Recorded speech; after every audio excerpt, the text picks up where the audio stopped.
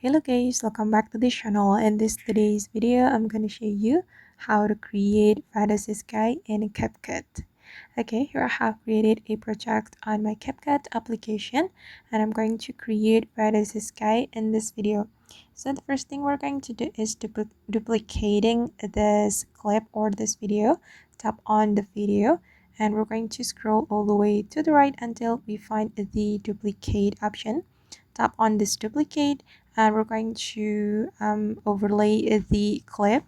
Tap on overlay and I'm going to adjust the position like this. Okay, and after that we can add the fantasy sky.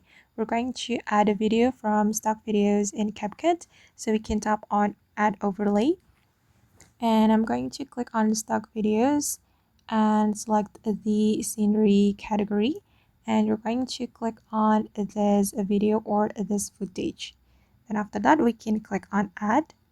Okay, and now the footage has been added to our project and I'm going to rotate it like this. You can use your two fingers to rotate the video. Okay, and I'm going to adjust the position first and I'm going to cut the video.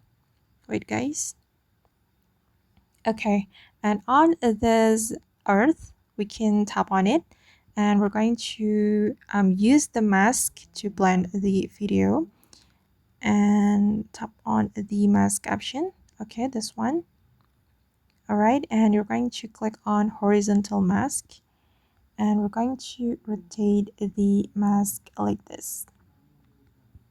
Okay, and I'm going to drag this line, drag it up.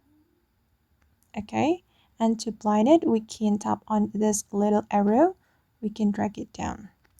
Okay, and now it's done and I'm going to show you the final result. Okay, and this is the final result. Alright guys, and that's how we can create a fantasy sky in CapCut. I hope this tutorial will be useful for you. Thank you so much for watching and see you in the next video.